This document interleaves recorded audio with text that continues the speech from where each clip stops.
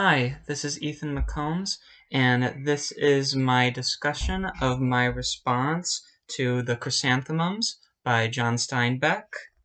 I focus on three main techniques that I believe Steinbeck utilized in order to get across his point. And I believe the point of this short story is for Steinbeck to express the strife and struggles of women during that time period. I believe that the short story is set in the same time as it is written in 1937. And so I believe that these techniques he's using is supposed to represent his beliefs of women's struggles in the 1930s. So the first technique I believe he uses is he uses the metaphor between compensation and worth. That is to say, characters who are compensated for their labor are equated to their worth. Their compensation is equated to their worth.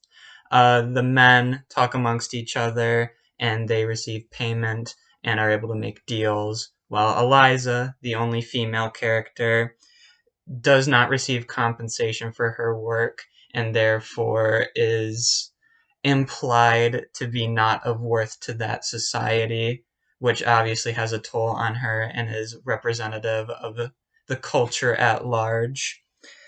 A second technique I believe he uses is he uses small character details to represent larger systemic problems that are happening at the time.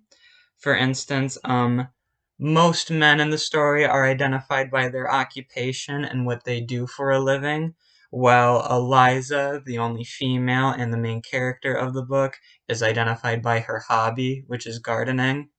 And so that kind of sets them apart not only by gender, but how they're being identified by their occupation, and that makes a level of disconnect. And then a third technique I believe he uses is in his conclusion, he leaves the men as being indifferent to the suffering of the woman, Eliza, in the story, and about how that may represent how society views them at large. And I believe all these techniques comes together to express Steinbeck's opinion on women's suffrage at the time, and even makes a statement on how they need to improve. Thank you.